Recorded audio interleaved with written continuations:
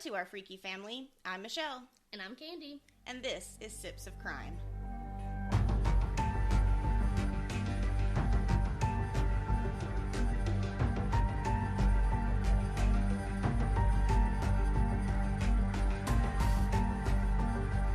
Well, thanks for tuning back in, everybody. We are super excited to have you here. How was your Valentine's Day? I worked, so we didn't do much. I can't even remember what we had for dinner, honestly. But daycare was closed, so we just kind of had a family afternoon after I got off work. So, I guess that's a good Valentine's Day. Yeah, my husband and I actually chose specifically to skip it. There you go. For those of you who don't know, my husband and I have been together since we were 14 years old, and so this actually marks our 16th Valentine's Day together, and we just decided to skip it. I mean, we got married. Like, what else? Well, and I really hate, fighting the crowds. I don't care to go out when everybody else is out. Everything is so booked up. Right, and I can go out to eat with you Any next day. Tuesday. Yeah. And it's gonna be just the same whether it's Valentine's Day or whether one it's random not. Day during the week. Agreed. So, yep. No, we didn't do anything special, but kudos to those who do. Yes, I hope you all had a fantastic Valentine's Day. We actually had a very eventful day. We had some promotional photos for our podcast taken by our absolute favorite, Chelsea Work Photography. Chelsea Jarrell is just such a sweetheart. She definitely focuses on weddings, but she actually went to high school with us, and she has been a huge part of both of our lives. She did my engagement photos and my maternity photos, and she did your wedding. Yes, she did my engagements, my bridals, my wedding. I mean, everything in between. So comfortable to be around. She's got you laughing. Right. She's got you making jokes. Yeah, it's like you never even missed a beat. Yeah, she's fantastic, and we love her so much. And so by the time that this podcast actually posts, you will probably have seen some of her photos already. So a huge shout out to her. She's, again, just been a huge, staple in our lives, just documenting our families as we grow. And we're super excited to have had her do our podcast photos. So definitely keep a lookout for her. So, Candy, what are we drinking today? We have just a Riesling.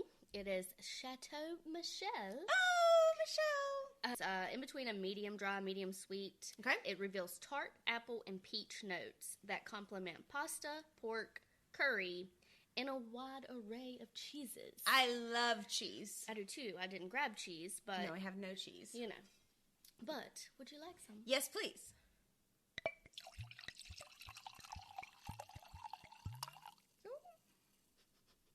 Cheers.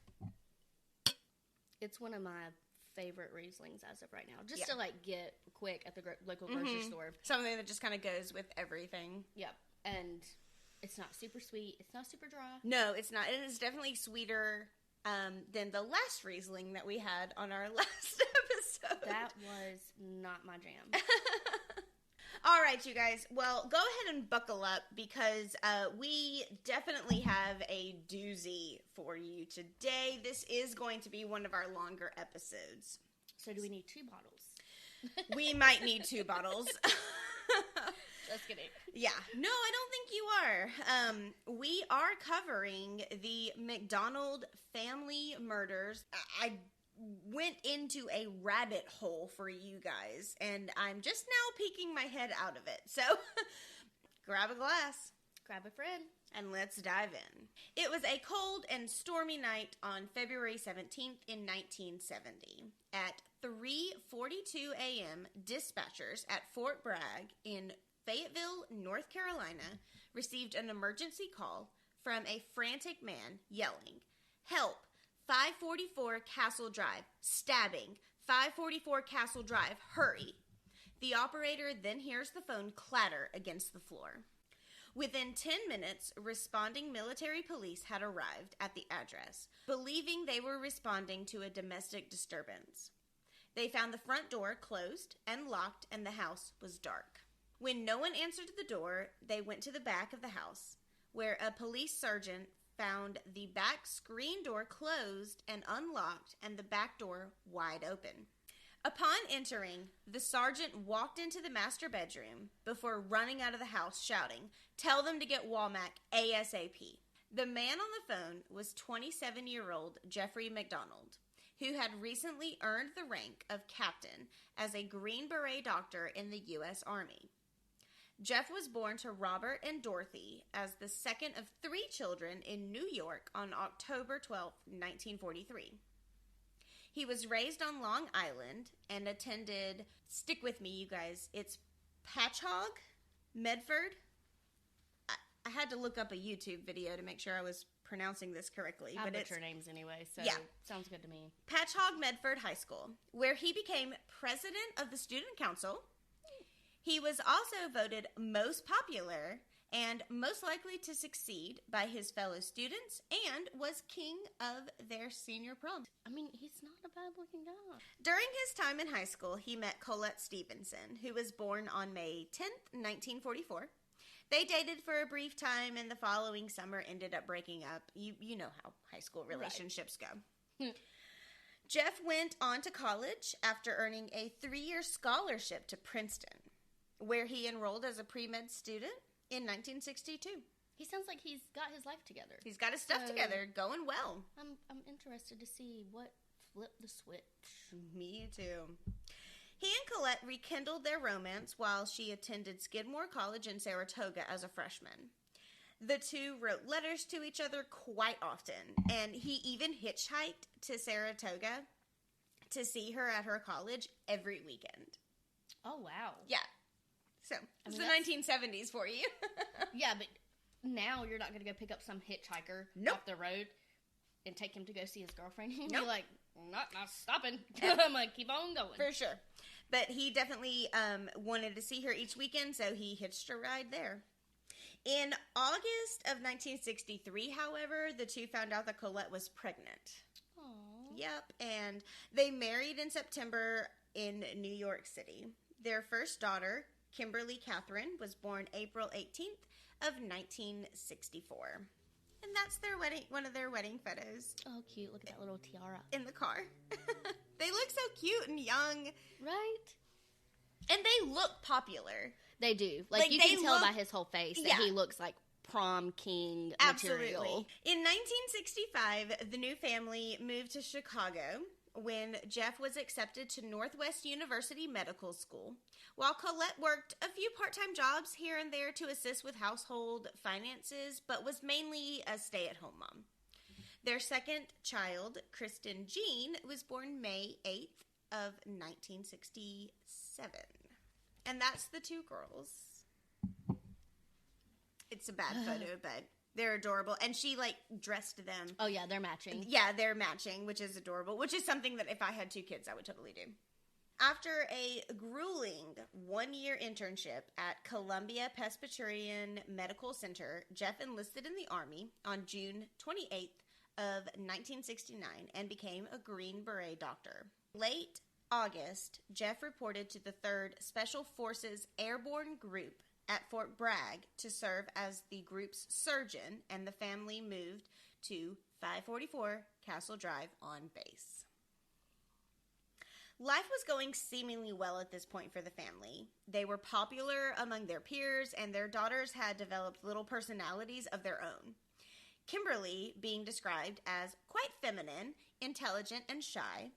Kristen being described as a boisterous tomboy who would, quote, run over and crack someone if she ever saw someone bullying her sister, unquote. I feel like that's a lot of kids, though. No, yeah, you definitely always have your complete polar opposites. Yes. I mean, you have a brother, so, you would have cracked somebody.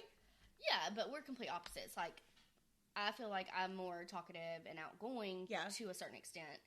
And he is more laid back, quiet. It takes him a lot to open up or to get mad. My attitude stays in my back pocket. All the time, ready to go. You never know when you're going to need it. You never know when you're going to need it. On Christmas Day on 1969, while his wife was approximately 3 months pregnant with their first son, Jeff had bought the daughters a Shetland pony. A legit pony. A legit pony. Like every child's dream. Like I want a pony for Christmas. Pony, nope. Like outside pasture pony. Actual pony. Yes. So ultimately he had wanted to buy this pony hoping that the family would be soon moving to a farm in Connecticut. Okay. Yep. The girls named the pony Trooper. Oh. Which is adorable. I'm sorry, that is so cute.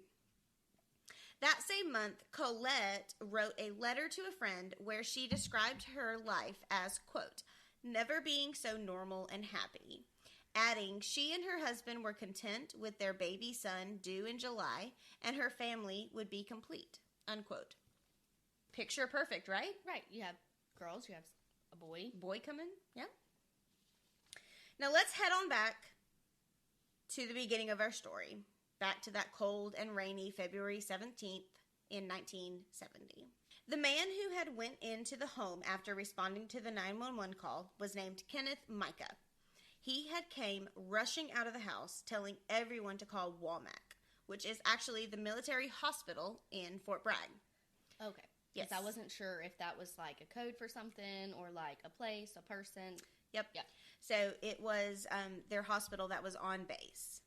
Micah found Colette, who was 26 at the time, sprawled out on the floor with her husband Jeff laying next to her in their master bedroom. He said there was blood everywhere. And she was pregnant, right? Mm-hmm. So she hadn't had the boy yet. Oh, 4 months pregnant, yeah. 3 to 4 months pregnant. Pregnant, period. What they said. Colette had been stabbed 37 times, bruised all over her body, and her forearms were actually broken, which was most likely from her trying to defend herself. Oh my gosh. Yeah.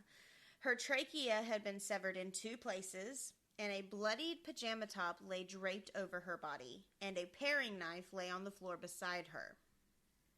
On the headboard of their bed, the word pig was written in 8-inch capital letters, and the blood used to write the word will later be determined as Colette's.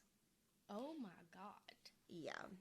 As first responders approached, they realized that Jeff is actually alive, and he says to them, quote, check on my kids. I heard my kids crying. 5-year-old Kimberly was found in her bed, having been repeatedly bludgeoned and stabbed 8 to 10 times. Across the hall, 2-year-old Kristen was found in her bed. She had been stabbed 48 times. That's all the detail. That's all the detail that I'm going to go into because... How do you do that to someone? Yeah. Or especially a kid. I mean, kid, adult, no difference. But how... Somebody so innocent. many times. How do you do that? Yeah. That's all the detail that I'm actually going to go into about this. Simply because we've stated in the past that, you know, the ones with kids in it are really, really hard. But I also don't feel like going into detail... adds anything to this case. Right. So I mean, I feel like that's good. We don't have to share anymore. So with that being said, it was overkill though. Right. Period, point blank. After receiving medical attention on site, Jeff sat upright and said, quote, Jesus Christ, look at my wife. I'm going to kill those goddamn acid heads, unquote. He was immediately taken to nearby Womack Hospital, shouting, quote, let me see my kids, unquote, as he was carried out of his home on a stretcher. So he has no idea that the kids aren't alive. As of right now, according to his account of the story, he is not aware of their actual fate. We're going to get into a lot more about what his account is, though. That whenever I say that this is a doozy, I don't just mean like this is a long one. I'm talking like this story has so many twists and turns. And so I'm going to do my best to cover each aspect of how somebody might perceive what happened. Okay. And then I'm actually really looking forward to our discussion afterwards, because I want to hear your opinions once you hear all of the facts. Okay. Okay. At the hospital, Jeff was found to have a mild concussion, fingernail scratches to his face and chest, bruising, superficial cuts, and a single stab wound between 2 ribs on the right side, which actually partially collapsed his lung. He was released from the hospital after 9 days. Now, to me, 9 days is a fairly extensive hospital stay. Yeah. Okay. I mean, if you're going to claim that somebody has superficial wounds, right? That, to me that sounds like, okay, let's give them a Band-Aid and some Tylenol. But for a 9-day stay and a collapsed lung, to me personally, just from my own, there's a lot more going on. There's a lot more going on. Now, since he was in the military, the Army Criminal Investigation Division, or CID, was the one who conducted the investigation, and during his questioning, he says, this is his recount of what happened. Around 2 a.m. on February 17th, he had washed the evening's dishes before deciding to go to bed. When he gets to his bedroom, he realizes Kimberly had been sleeping with her mother and wet his side of the bed. He takes her to her own bed, and not wanting to wake up his wife to change the sheets, he had then taken a blanket from her room and fallen asleep on the couch. He was later awakened by Colette and Kimberly's screams. Colette shouting, Jeff, help, why are they doing this to me? As he got up from the couch to see what was going on, he says he was attacked by 3 male intruders, 1 black and 2 white. The shorter of the 2 white men had worn lightweight, possible surgical gloves. A 4th intruder he described as a white female with long blonde hair, possibly a wig, and wearing high-heeled knee-high boots and a floppy hat, partially covering her face. This woman stood nearby holding a lit candle, chanting, quote, "Acid is groovy, kill the pigs," unquote. MacDonald claimed the 3 males then attacked him with a club and an ice pick, with the female intruder shouting, quote, "Hit him again," unquote. During the struggle, his pajama top was pulled over his head to his wrists, and he actually used it to catch the blows from the ice pick, although eventually he was overcome and these people knocked him unconscious. He claimed the last thing he remembered seeing was the top of the woman's boots that were, quote, "dripping wet," unquote, from the storm outside. When he regained consciousness, the intruders had already left the house. He then said he stumbled from room to room, attempting mouth-to-mouth resuscitation upon each of his daughters to no avail, before discovering his wife. He had pulled a small paring knife from Colette's chest, which he then tossed onto the floor, attempting to find her pulse. Then he draped his pajama top over her body and called the police. So at this point, he has, according to him, he's already been to each one of the rooms and knows. But just before that, though, he was wondering where his kids were, or the state of his kids. Right. So that's contradicting. Mm-hmm. Very much so. I would also just like to point out here that some accounts of when Kenneth Micah found the family, that they claim that one of Colette's breasts was actually exposed, which would have given Jeffrey a reason to put his pajama top over her. Okay. In an effort to conceal that. Now, it was only in a couple of accounts, though. There is nothing official that I can find to back that up. Mm-hmm. These are the sketch artists' portraits of the intruders. This is only 3 of them, but this is the woman with the floppy hat, the black male, and one of the white intruders. I know it's a sketch, but okay. Yeah. Fairly normal-looking people. Right, like your everyday walking down the street people. Absolutely. Shortly after daylight, investigators recovered the murder weapons, which were actually just outside the back door. These included an old hickory kitchen knife, an ice pick, and a 31-inch piece of lumber, which will later be determined to have been a section of a mattress slat on Kimberly's bed with 2 blue threads attached. What? Yeah.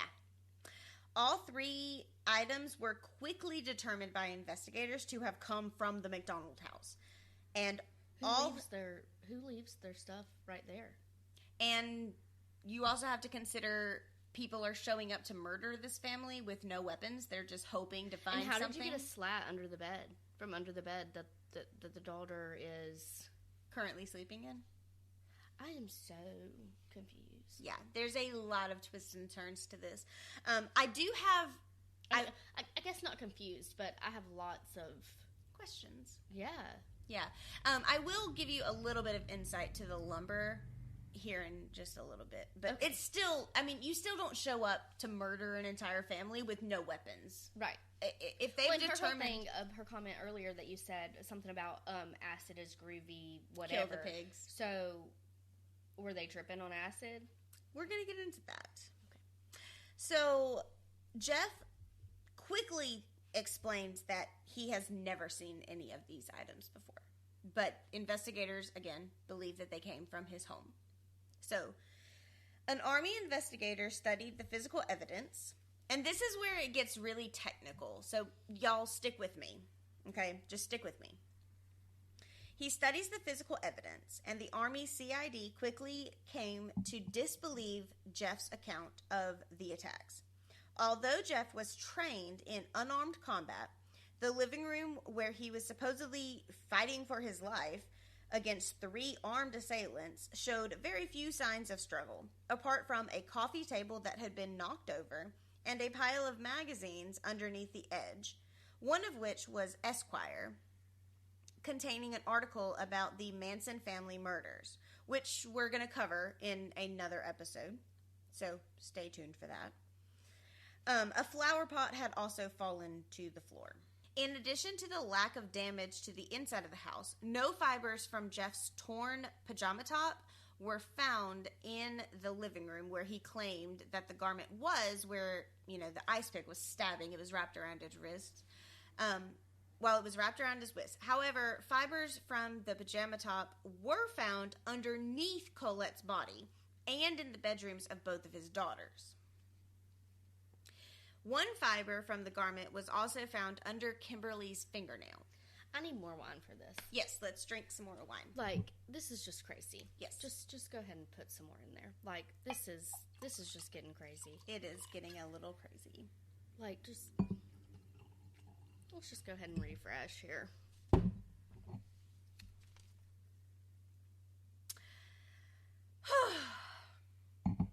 Okay, continue. Blood-stained splinters, most likely from the piece of lumber that was recovered from all 3 bedrooms, but not from the room where Jeff claimed to have been attacked. So it wasn't in the living room. So none of this story is making sense. Yeah. No blood or fingerprints were found on either the telephone he claimed he used to call for help after checking each of his family members either. Now, just a side note here, and this is just something that I found very, very interesting. All of the family members are found to have had different blood types, which is actually considered kind of an anomaly when it comes to family members. Jeff had type B blood. Colette had type A blood. Kimberly was AB. Kristen was type O. Now, this actually makes it very easy for investigators to track the blood evidence, though, because they all had different blood types. Mm-hmm. Kimberly's blood was also found on his pajama top, even though Jeff had claimed he was not wearing this garment when he went into the room to try to resuscitate her. Jeff's own blood was located in significant quantities in only 2 locations. In front of the kitchen cabinet containing a stash of rubber gloves, and upon the right side of a hallway bathroom sink. Now, Jeff will later testify that he, possibly because of his surgical background, had, quote, sort of rinsed off his hands, unquote, as he checked his own injuries in that bathroom. Referencing the type B blood found by the kitchen, he will also testify that he, quote, may have also washed his hands in the kitchen sink for some reason, unquote, prior to making the call to emergency services. So did he make up these people? And he did it? Well, like, I mean, no, there's just so many red flags. There's a lot of red flags, absolutely. And, you know, I mean, don't get me wrong. I mean, I definitely agree that, you know, due to his surgical... he's a surgeon in the Army.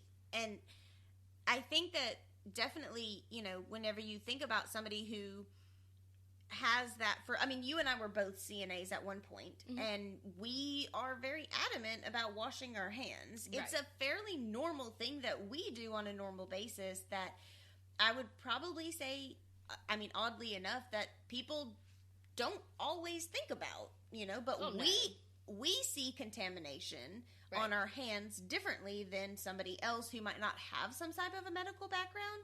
Right. And I have to think that maybe, and again, this is just a maybe, that he saw this blood on his hands from trying to resuscitate his daughter and finding his wife, that he felt like he needed to wash his hands because of this contamination. But, like, I personally... I think that would be frantic. And not even think. Exactly. In a frantic state, yes. like, to go wash my hands because I've got blood on me. Yeah.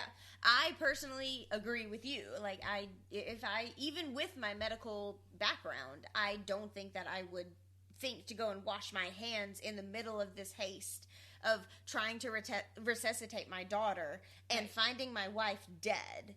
Would I think, I need to go and wash my hands? It seems crazy. Yeah. Yeah, that would not even be a thought. Yes.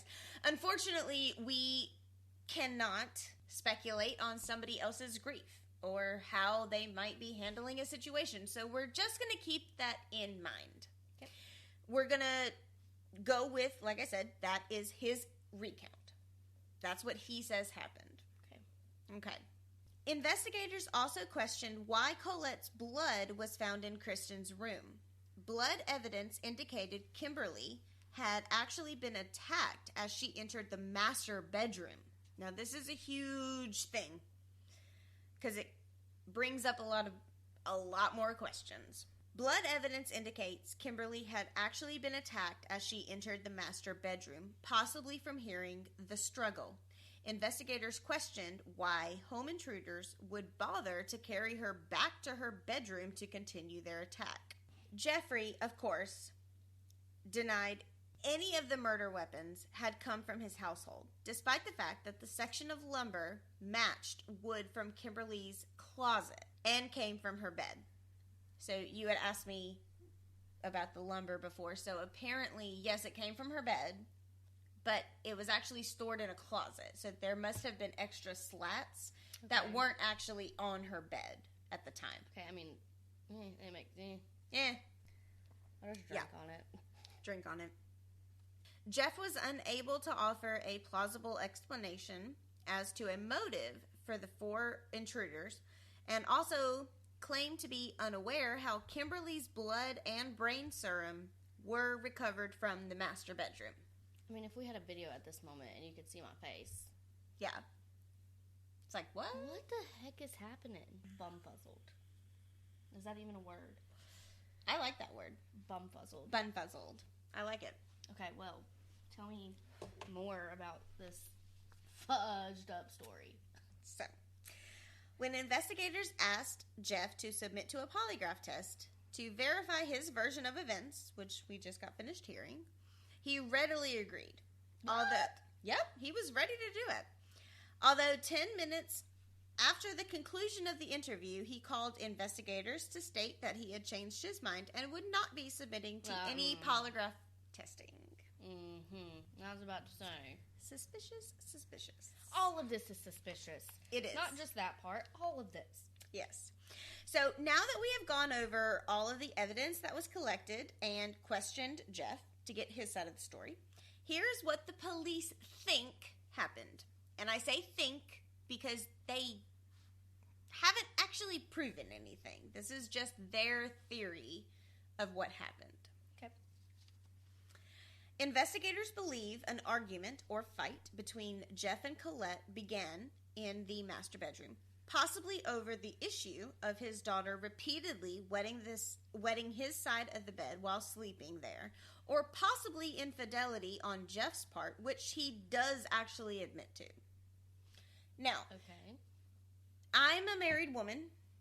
You're a married woman. Yes, I am. Can you possibly think of a bedwetting situation of your child becoming an actual fist fight? No. Of course, yes. I'm sure he gets mad at me. I'm a lot to handle. I get it. I throw the attitude right back. Totally get it. Sometimes I don't even want to deal with myself. But I think he would just like get up and go to the couch. Right. And that's ultimately what Jeff originally says he does. He says he found his daughter in the bed. She had wet the bed on his side of the bed, and he takes her back to her room and says, you know what, screw this, I'm not going to mess with the sheets. I'm going to go sleep on the couch. Right, or I would have got up and changed the sheets. So my husband could lay beside me. Yeah. But he chooses not to wake his wife up to do that and goes and sleeps on the couch. I personally feel like a bedwetting situation is not enough to cause some sort of physical altercation. Right, well, even like, I mean, I hope to God it doesn't happen, but even if my husband was having an affair or some type of infidelity, I'm not going to physically get involved with him. Yeah. Like, physically as in, like, hitting him, yeah, abusive and stuff. Like, yeah, we're going to have an argument about it, and I might leave. But yeah, I'm definitely gone at that point. Oh, yeah. I mean, I'm going to speak my freaking mind. Cheers to that. Yeah, I'm going to speak my mind, and you're going to hear it, and then I'm out the door. Out. But this whole... It's a lot to take in. So, they feel like this fight broke out between Jeff and Colette, either about, you know, the bedwetting situation, which I just don't find plausible because as a parent, you know, I mean, bedwetting is not something that your wife can control. It's a situation with your child. And I mean, it is what it is. And then it's also a possibility that a fight broke out about, you know, his infidelity, which again, he does admit to. Okay. Now, I think that a fight about infidelity is probably a little bit more plausible there, so let's keep that in mind. Regardless, investigators speculate that the argument turned physical, and she had probably hit him, and I'm sorry, I can't help but find this a little comical, but had probably hit him on the forehead with a hairbrush. You just see it like pop. Why would you say that? Which resulted in a mark on his forehead which failed to break the skin. That's what the police report says. It's not funny, but it is. No, it's hilarious. You're in an argument, like a serious and argument. I have a hairbrush. Pop you right in the forehead, like, shut the F up. Yes. So, moving on. Okay. As he retaliated against the hairbrush pop, first hitting her with his fists and then beating her with a piece of lumber from Kimberly's bed, Kimberly may have walked into the master bedroom after hearing the commotion and was struck at least once in the head, possibly even by accident. What, like he swung it back and it popped her in the head? So instead of not doing any, or, you know, stopping, you just continue to whatever. Yeah, go on this rampage that you're currently on. What the heck? Yeah. Believing Colette to be dead, Jeff carried the mortally wounded Kimberly back to her bedroom. After stabbing her, MacDonald then proceeded to Kristen's room, carrying the wood he had used to bludgeon Kimberly, intent on disposing of the last remaining potential witness. Before he could do so, Colette, whose blood was found on Kristen's bed and on one of the walls in her room, apparently regained consciousness, stumbling to her youngest daughter's bedroom, and threw her own body over Kristen in a desperate effort to protect her. After killing both of them, he then wrapped Colette's body in a sheet and carried her body back to the master bedroom. What the heck? That is the police's recount of the evidence that was found, and that's what what they... about these 3 people? That's what they think happened. So these 3 people are just made up that supposedly he says come in and did all this stuff? We are going to get into these 3 people. There's just so much going on with this. There is a lot. And I apologize. If there was any way that I could have, pulled this down to a... I don't think you can. No. I mean, there's so many stories, so much, speculation. CID investigators then theorized that MacDonald attempted to cover up the murders using the article that was found in the Esquire magazine that I had mentioned before from the Manson family murders that he had recently read for inspiration. Oh, my Jesus. Putting on surgical gloves from a medical supply he kept in the kitchen closet, he went to the master bedroom where he used Colette's blood to write the word pig on their headboard. Why would he write pig, though?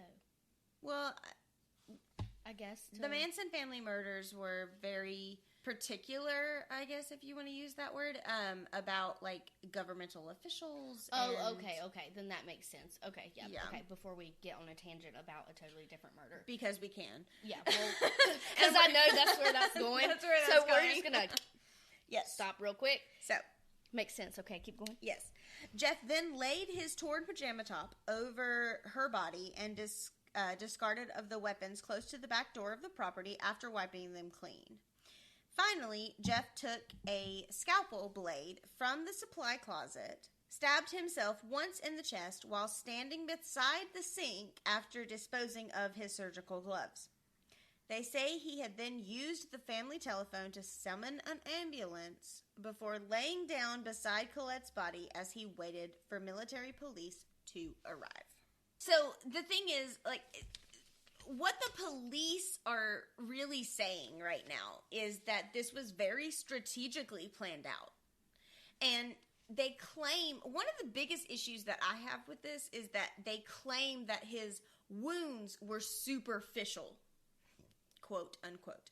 Mm-hmm. I don't personally believe, coming from a medical background, that a collapsed lung is superficial. I mean... Yeah, I feel like that's major. I mean, could a surgical doctor puncture his lung properly to make sure he doesn't die, but also make sure he... That doesn't even make sense. No, it's crazy. That's crazy. What other word can you use? To call a collapsed lung a superficial wound? I mean, okay. Don't get me wrong. I mean, okay, let's just say, you're trying to say, oh, I was in this fight, blah, blah, blah. And let's just say that you have an X-Acto knife in your possession and you, cut yourself up. But, could you stab yourself? I couldn't cut myself. I mean... To the point to where you have a collapsed lung? Well, no, because I can't even... I mean, I got tattoos, I got piercings. Yes. But I could not just knowingly cut myself. Right. Or stab myself. And the doctors also claim that he had a mild concussion. Could you beat yourself to a point to where you would actually... I mean, if I was drunk, I could probably fall down the steps. I mean, I'd fall down the steps sober. I just personally believe that a mild concussion and a collapsed lung are two... How do you do that to yourself? How do you do that to yourself? Even with a surgical background. I just don't... Okay. Again, we're going to have some discussion at the end of this, so...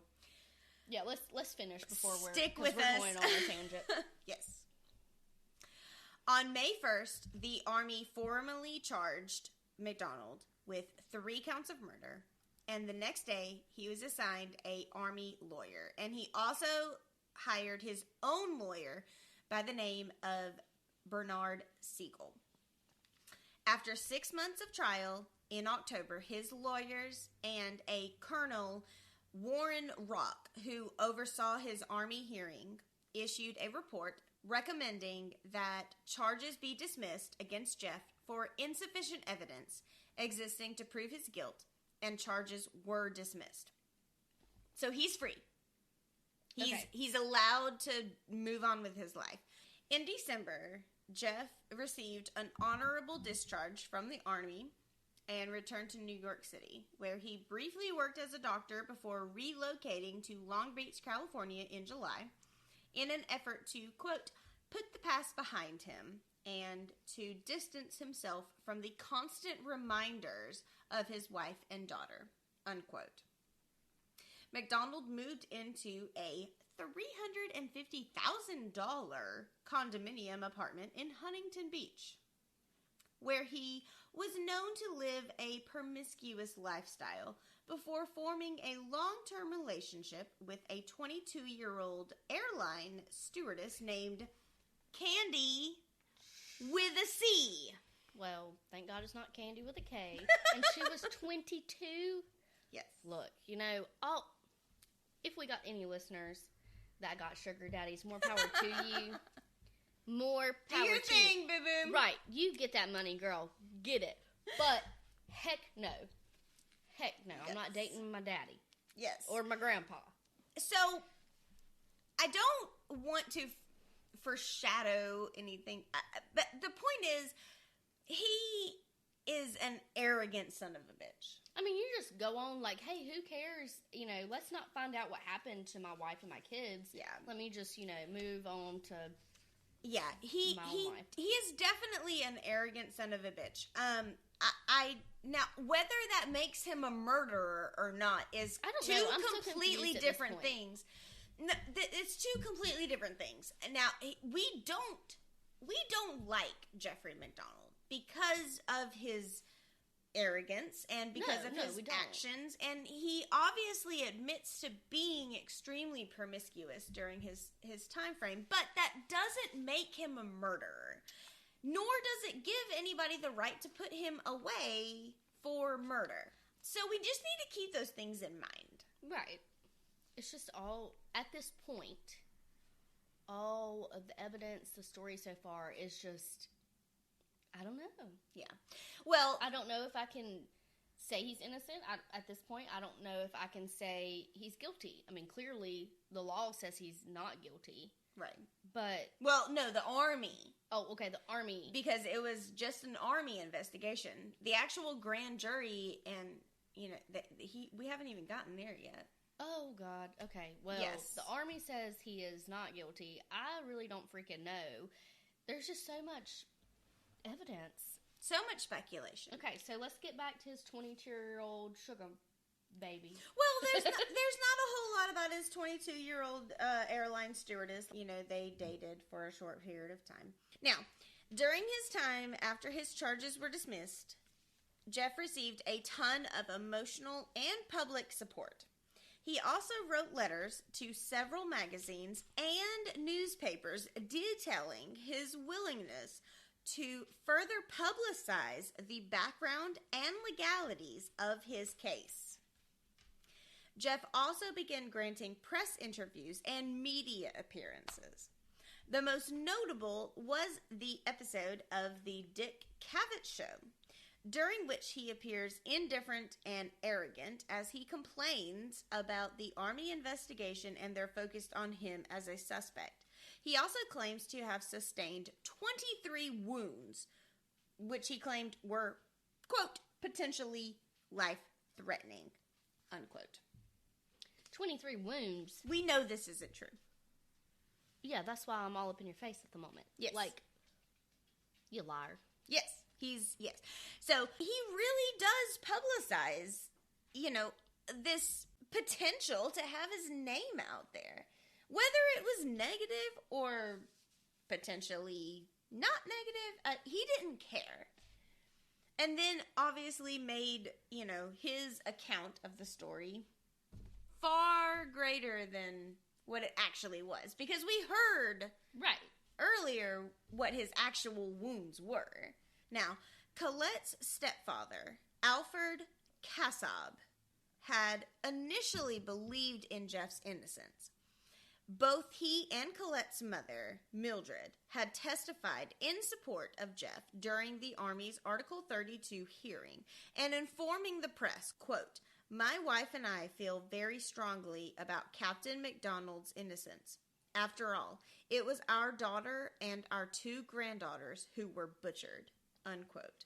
However, by 1970 in November, they had grown suspicious of Jeff, especially following his casual and dismissive demeanor on the Dick Cavett show.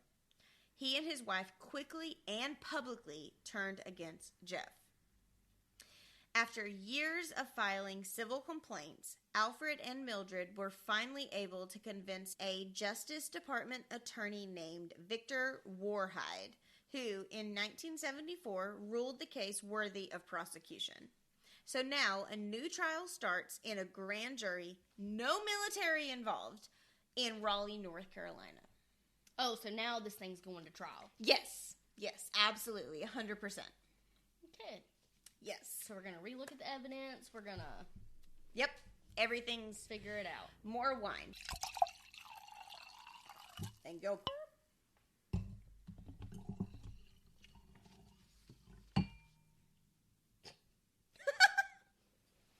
No more and in that's that bottle. The end of that bottle. A lot has happened during the last few years, and we are going to introduce some new people into our story. So buckle up, because this is where shit gets wild. I thought I was already buckled up. No, you haven't buckled up at this point. Oh, Jesus. Yeah, get ready. Okay. So, during his original Army hearing, his lawyer, Bernard Siegel, was approached by responding military policeman Kenneth Micah, who was the one that found the bodies, who testified that on the way to answering Jeff's emergency call on the night of the murders, he had observed a woman wearing a blonde wig with a wide-brimmed hat standing on the street corner approximately half a mile from the MacDonald's house. Why didn't he say this before? How much did Mr. MacDonald pay him to say this? He noted that this was this sighting stood out because it was a late hour and because of the nasty weather. And then by another person by the name of William Posey, who was a delivery man, he claimed the blonde woman Jeff stated had attacked his family might have been a local 17-year-old drug addict and police informant by the name of Helena Stockley. According to Posey, Helena had been in the company of 2 or 3 young males in a car parked outside her apartment at approximately 4 a.m. on the morning of the murders. What? Helena also stated that she did not remember what she did on that date. Posey later relayed this information, adding that she had informed him months later that she and her boyfriend, Greg Mitchell, who's going to be another huge part of this case, could not marry until, quote, "we go out and kill some more people," unquote.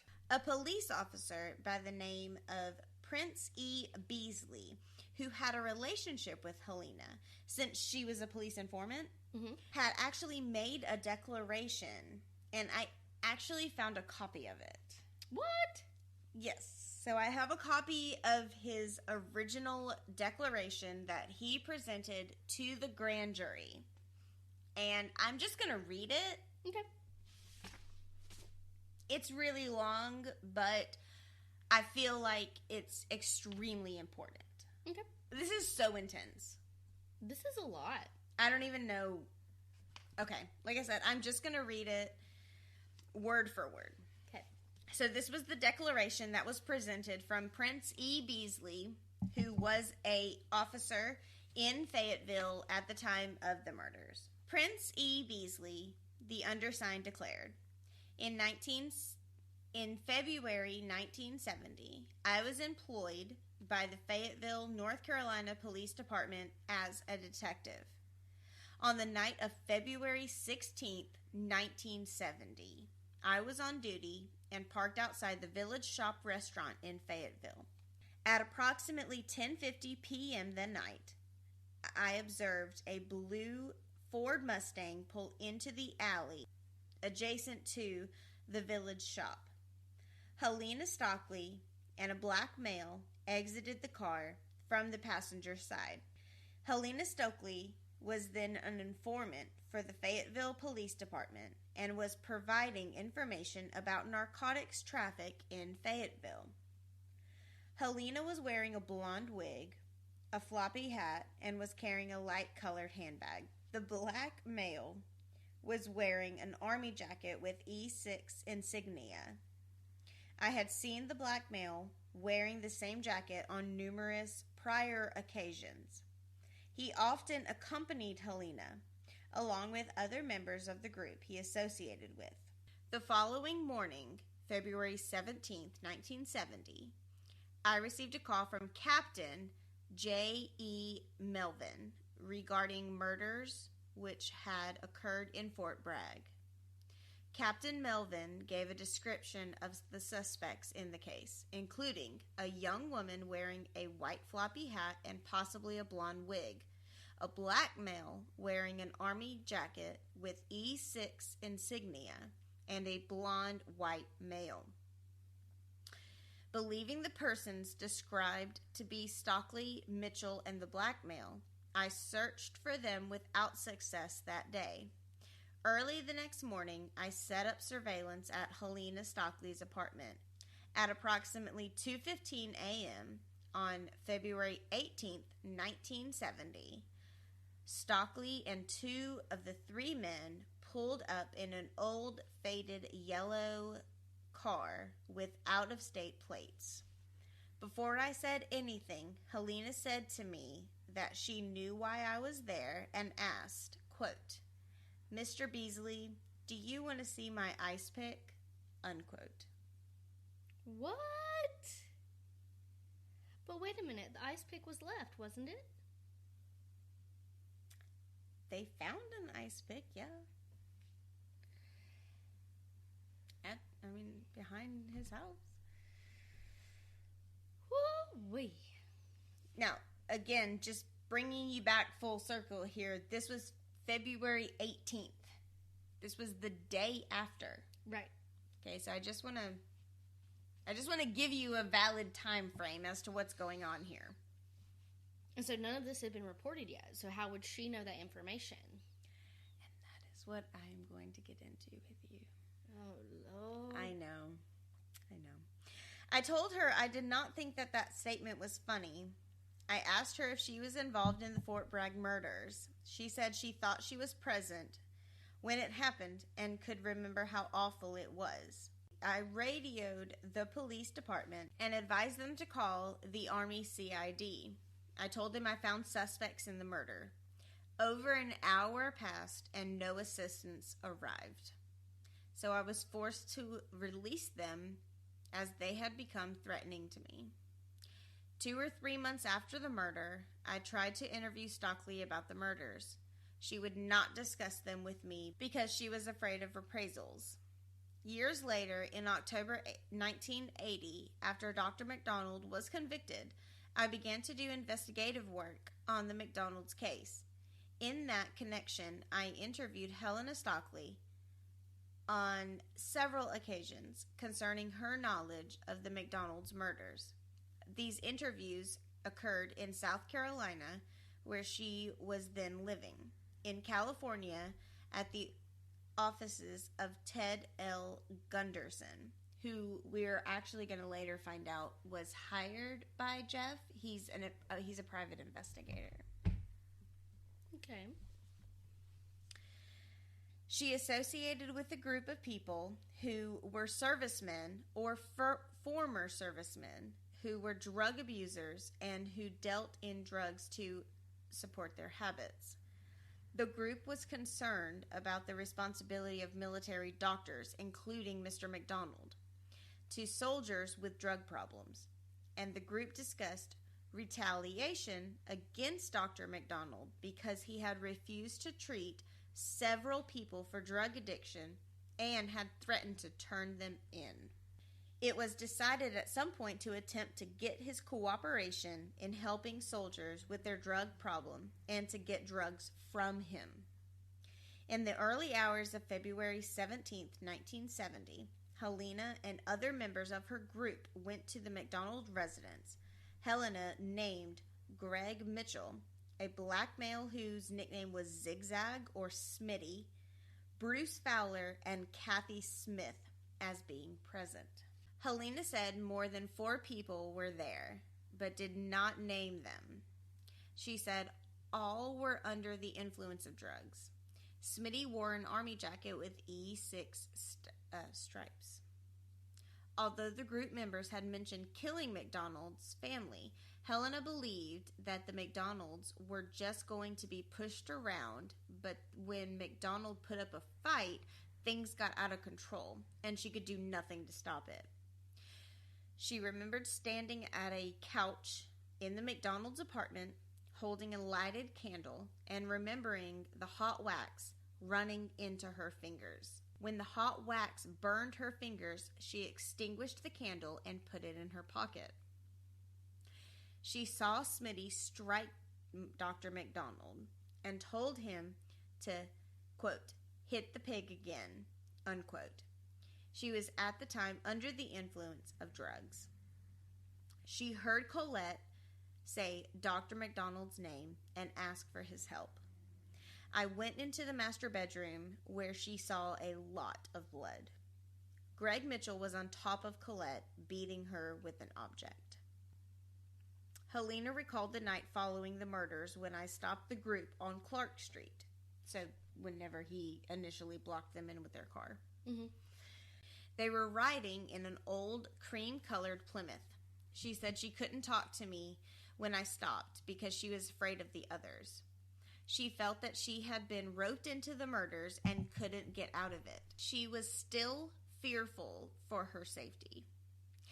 She said that everyone involved went into hiding after the murders. I declare under penalty and perjury that the foregoing is true and correct. Executed this 27th day of March of 1984. That's so crazy. So I know that was a lot to take in, but I can't. How would she know all this information if she wasn't present? Yeah, I can't comfortably go forward like with the case and with the evidence without at least telling you, what this person said and his recount of that story. And not only is it just a recount of that story, but it's also a declaration that he submitted to the court. So, okay, this is Greg and Helena. Oh, she looks like she is capable of some shady shit. Yeah. A retired FBI agent and now private investigator by the name of Ted Gunderson, who was the guy that I had told you about earlier, if you remember. Yeah. He was actually hired by Jeff as a private investigator and was contacted by Helena. And on this occasion, she confessed to him that she and 5 members of what she described as a drug cult had developed a deep grudge against Jeff, as he refused to treat heroin and opium patients.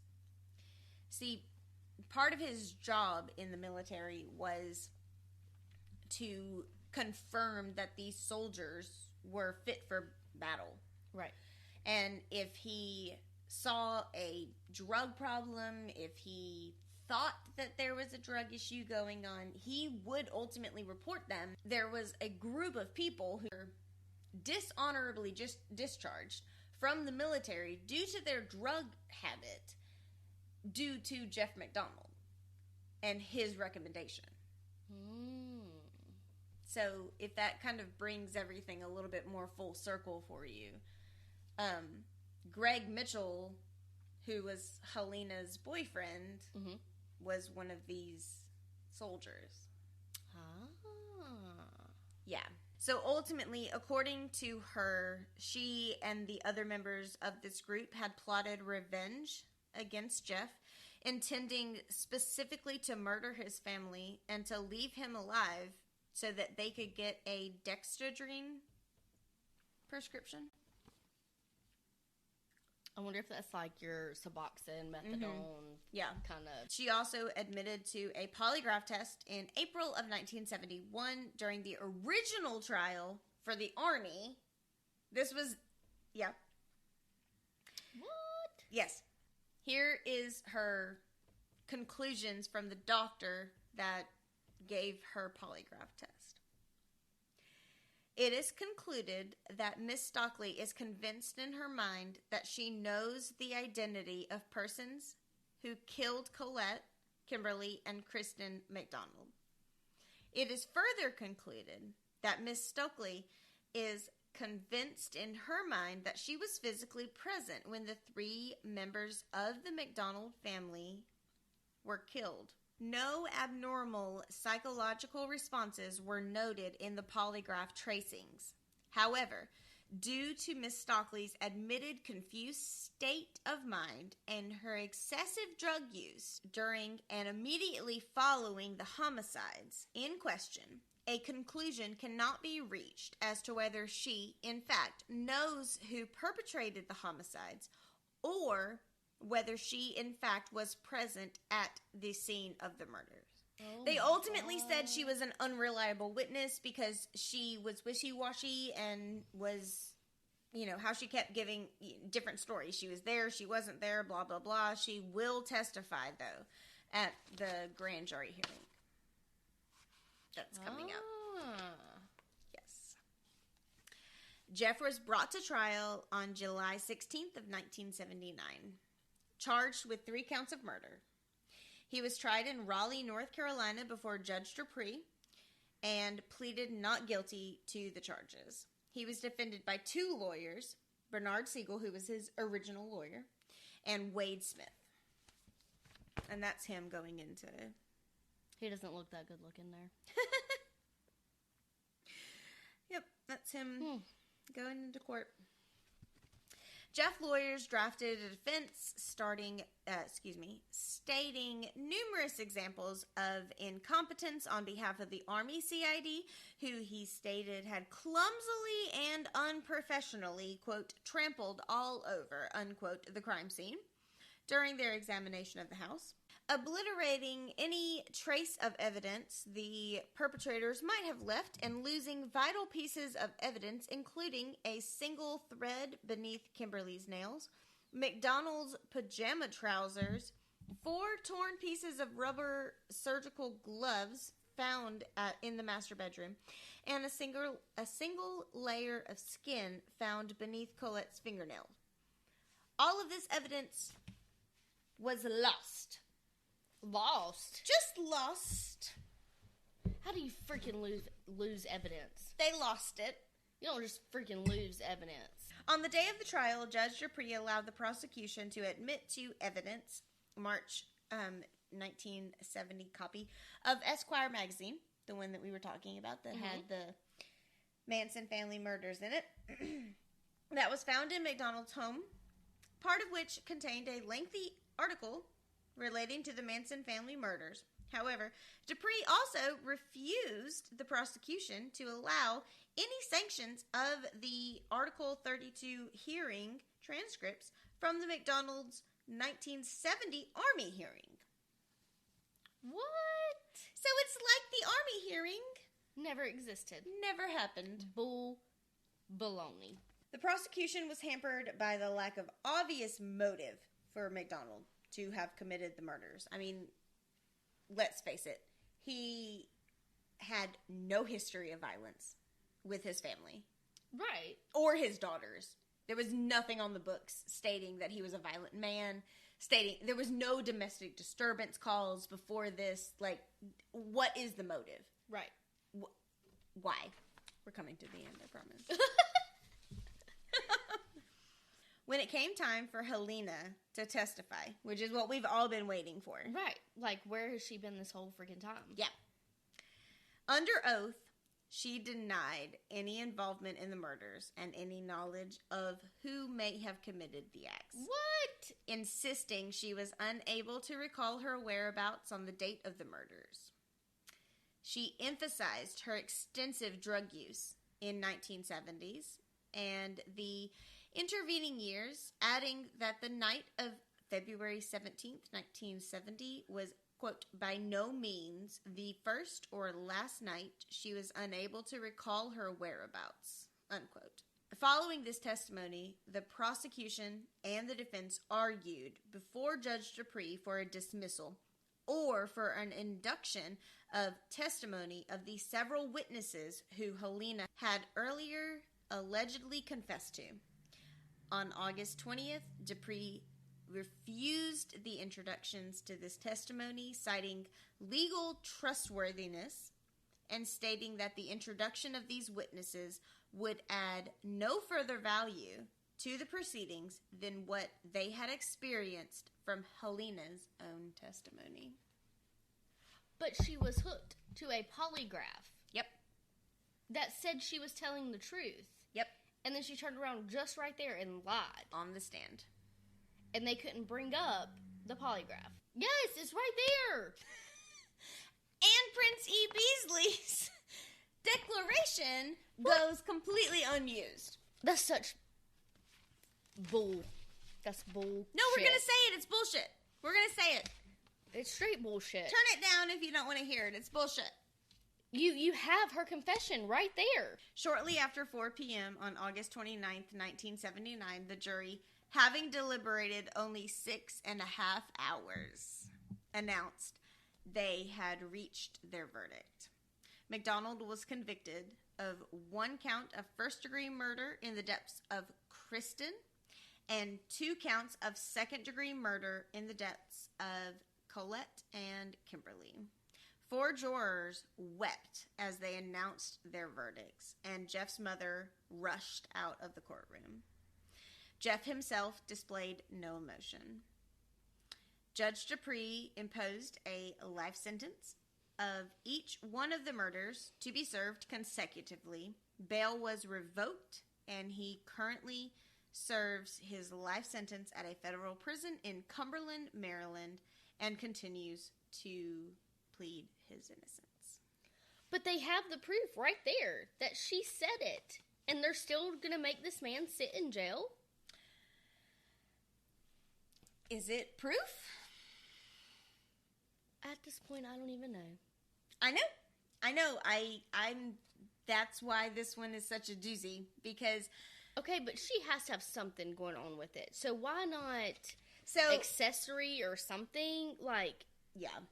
So, this is him, now, in prison. I mean, yeah, it looks a little rough. I mean... Well, of course he does. I mean, you're in so would prison. A few interesting facts before we start on our debrief here. Colette, Kimberly, and Kristen MacDonald was laid to rest in Washington Memorial Park in Long Island. Each was initially inscribed their grave with the surname MacDonald, although the gravestones were later changed to Colette's original name of Stevenson. So both of his daughters and her, all of their graves state Stevenson, not MacDonald. Oh, wow. Oh, wow. Yeah. In August 2022, Jeff married a former child's drama school owner and operator by the name of Catherine. Bull crap. Nope, he did. The two had met in Baltimore decades previously. Both had become reacquainted in 1997 when she had written him a letter while he was in prison, assisting to help him with his legal case. Their friendship gradually became romantic, and they married while Jeff was incarcerated at a federal prison in California. I don't know what to do. I don't know what to do I don't know either. what to think. It's just so much. Drink wine. Okay. Let me know when you're ready. I mean, I'm ready as I'll ever be, so just go ahead. Okay. Greg Mitchell died of cirrhosis of the liver on June 2nd of 1982 at the age of 31, likely from his heavy drug use. Prior to his death, Mitchell allegedly confessed to multiple people of his involvement in the murders. Bullshit. Although he had previously passed a polygraph test in 1971, and the CID had cleared him of any involvement. Ann Sutton Kennedy, who ran a rehab facility for drug addicts in Fayetteville of 1971, said that Mitchell was briefly a patient there. Sutton claimed that she saw Mitchell running out of a farmhouse owned by the rehab facility, on which the words, quote, "I killed the MacDonald's wife and children," unquote, were written on a wall in red paint. Why did nobody come forward with this mess? Long after Jeff's 1997 conviction, 3 of Mitchell's friends contacted Catherine, who is his new wife, who runs a website about the case, saying he had confessed to them. Those 3 people gave affidavits and are now part of MacDonald's appeal. This is the last little bit. 3 months before she died, in January of 1983, at the age of 30, from acute pneumonia and cirrhosis of the liver. Cirrhosis. It's not cirrhosis? Hold, please.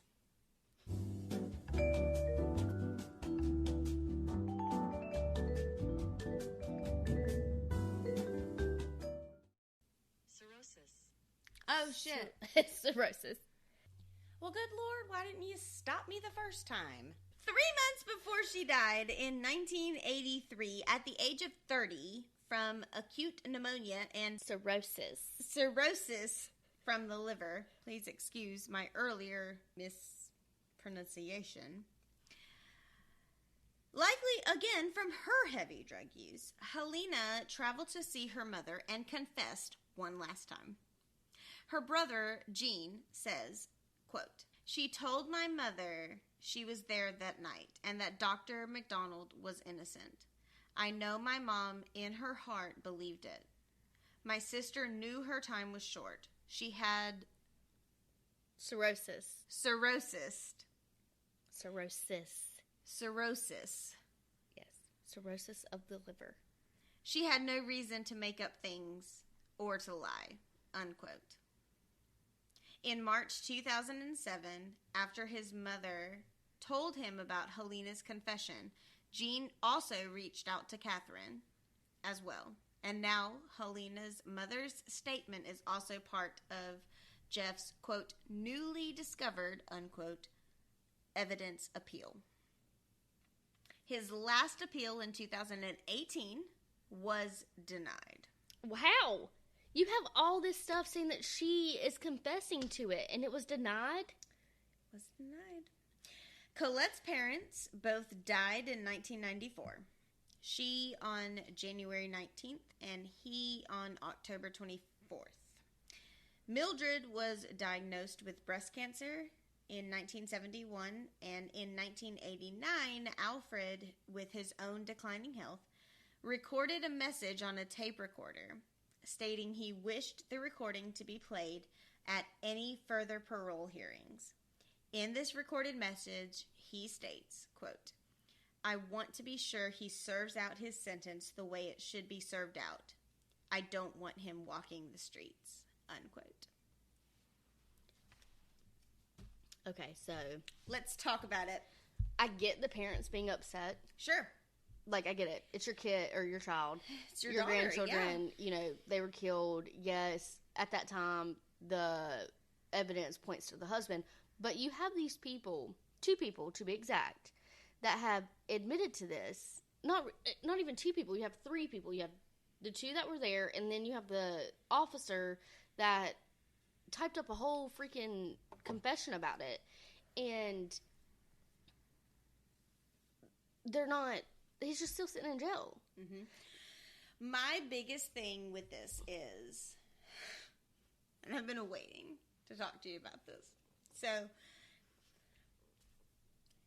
Okay, so Jeffrey MacDonald is found laying next to his wife. Right. And after he receives medical attention on site, which means that they provided him medical attention while he was still in the house. With his collapsed lung. Yes. He sits up and says, "Look at my wife. I'm going to kill those goddamn hippies." Okay, so right then and there... That is instant. That is on site. That is hours within the time frame that police arrive after the 911 call. Okay, now, according to Prince E. Beasley's declaration that he submits on February 18th, which is literally the day after, a day later, he finds Helena, and she states, "Do you want to see my ice pick?" There's too much evidence of her and her knowledge of the crime the day after. Stuff that's not even been released to the public. Right. That was... And stuff like that. If she didn't have any involvement, she shouldn't have known. Yeah. And that was, like, my biggest thing about it was, like, okay, I could maybe understand, this woman being super weird because she, was messed up on drugs and, she decided to, like, implement herself in this involvement because of what the news had released. But there's no evidence stating that she heard any news evidence. Right. There was nothing stating that they released this information to the public. So how would she know? And how would the guy know? And you hooked her up to a polygraph. And that's what she stated. I probably shouldn't clap as I'm talking. But you hooked her up to a polygraph. Right. And she passed it. With her information. Yeah. Then wanted to lie on stand. Yeah. At this point, I feel like... she can't be in jail now. She's dead. But you have all this evidence and of them admitting everything, yet he tried to appeal it, and you kept him in there. So are you really letting an innocent man just sit in jail? Yeah. And, like, the biggest thing that I have an issue with is, like, what they had stated before.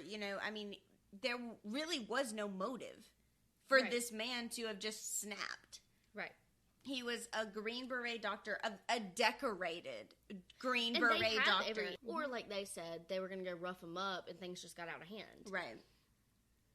And they were very specific. She was very specific about the fact that, like, they were trying to get a prescription out of him. Like, all they needed him to do was sign a piece of paper that he probably had laying around in his house. Probably. And his wife couldn't sign it.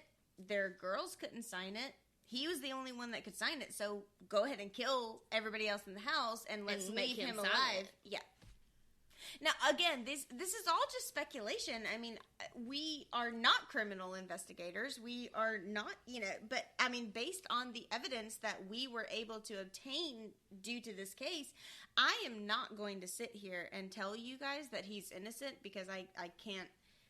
No, I'm not. I can't bring myself to do that, But there's too much evidence and confession to not revisit the situation. Yeah, like, why would you not utilize what you have from Greg Mitchell and from Helena, like, to build a case against... when he did it, though, when he went to appeal it, you had her mother that was saying, hey, she admitted to this. Exactly. You have her brother. You have X amount of people that are saying, like, hey, this is really what went down, and nobody's doing anything about it.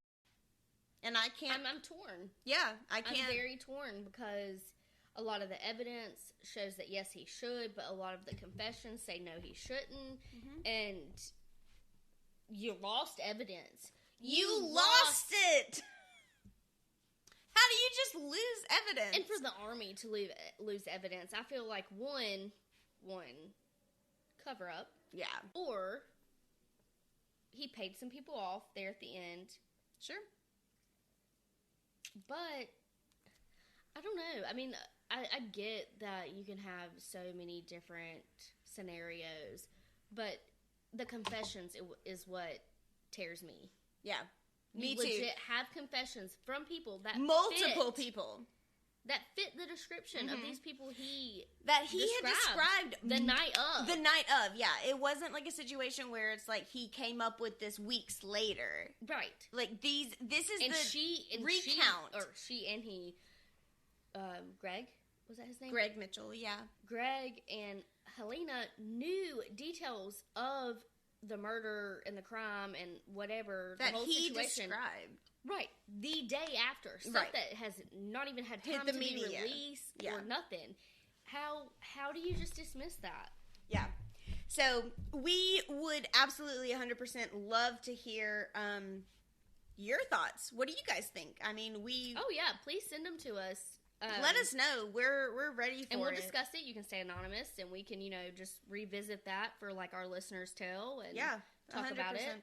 And I wanted to find some sort of contributing factor, that would lead me one way or another. I wanted somebody to tell me, well, this is the damning evidence that makes him guilty, or this is the damning evidence that makes him innocent. And unfortunately, it's not out there. It's not there. I really appreciate any input that you guys have. I would love to hear what you guys have to say about it. If you guys, have found any information that we weren't able to include in this, I would love to hear it, because that is one of the reasons that we do this podcast, is because we are interested.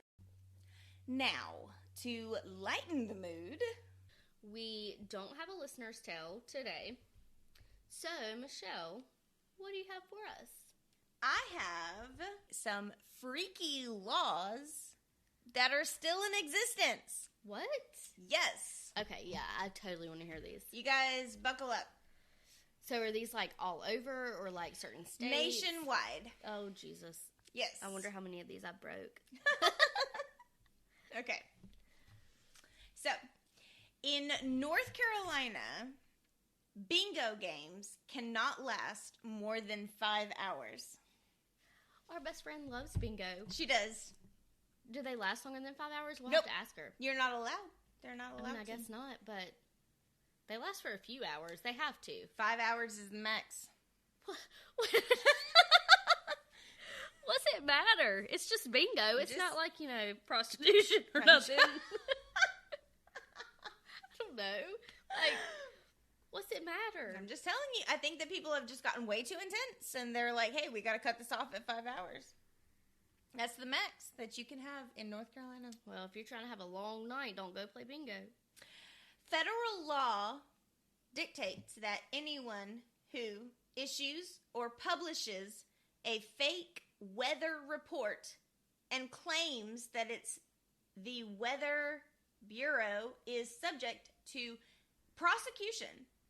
Simply being a bad weatherman, however, does not count. Who's going to fake the weather? I'm just telling you. Today it is going. I mean, you are not allowed to predict the fake to predict fake weather. Who's to say it's fake though? Like, if you tell me it's going to rain and it don't rain, that was fake. Well, like I but said, you can't get in trouble for being a bad weatherman. You cannot get in trouble, and I personally think that should be prosecuted. That's contradicting. Yep.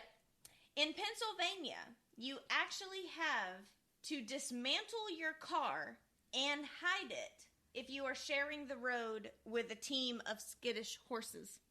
You want me to take apart my car? Yes, yeah, you have to take it apart and hide it. Only if the horses are skittish. If they're not skittish... All horses are skittish of cars. I mean, I don't carry tools in my car. I don't live in Pennsylvania, but that's not the point. Well, maybe Pennsylvania people do. What? You have to dismantle it. How are you going to move your car if you take the tires off of it? It's a current law. In Missouri, you cannot, under any circumstances, drive with a uncaged bear in your car. What the hell happened for this law to come up? Who the hell put an uncaged bear in their car to make this a law? Somebody had to do it. I'm not putting a freaking bear in my car. What in the world? Florida's elephant riders do not get any special treatment. If you are planning on parking your elephant at a paid meter, they must put in some change. Who's riding elephants down the road in Florida? Oklahoma warns that you can expect to pay a fine if you make ugly faces at someone's dog. What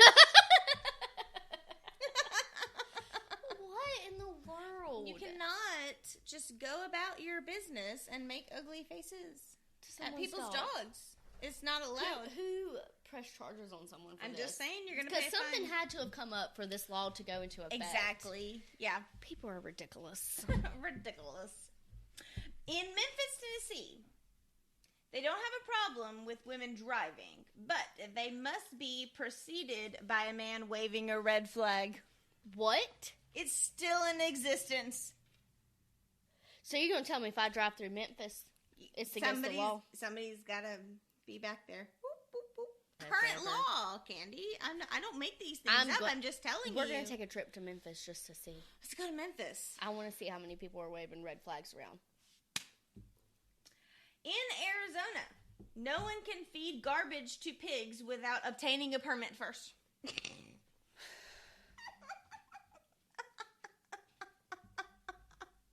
You can't give your pigs garbage. I mean, do you consider garbage like your leftover food that you don't eat, like the slop? Or do you just consider it what you just took a trash bag out there? Yep. What the heck, people? In California, a frog that dies during a frog jumping contest cannot be eaten and must be destroyed as soon as possible. We have frog jumping contests? In California, they do, yeah. If you have a frog, that's not performing well, I don't know what to do. They must be destroyed. Frogs? Have you ate frogs? I have. Are they good? Oddly enough, yeah. Actually, I've never ate them. I really enjoyed frog legs. And last but not least, in Iowa, anyone trying to pass a margarine as real butter is guilty of a misdemeanor if they label it incorrectly. So in Iowa, you cannot pass off your butter as margarine. However, I did walk in my grandparents' house yesterday actually, and you know how you have your little container, your glass container that your butter sits on with the lid? Well, it's sitting on the counter. I keep my butter in the fridge because I thought that's what you're supposed to do. No, well, apparently you're not supposed to do that. No, you can leave it on the counter. Yep. People do it all the time. I meant last night to look on my box that my stick of butter comes in to see what it tells me to do. Do you leave it in the fridge? Can you put it on the counter? What can you do? But apparently, I think it's only margarine that doesn't, I guess, melt like real butter. Well, don't mix it up in Iowa. You can join our freaky little family both on Instagram and Facebook and find all of the featured photos from this episode at Sips of Crime. For a chance to have your story featured on one of our future episodes, send us a Gmail to sipsofcrime@gmail.com. And you can find all of our episodes wherever you get your podcasts. If you're listening on Apple Podcasts, we would really appreciate you giving us a 5-star review because it really helps other people find our podcasts and our episodes. Thanks for listening. Stay alive.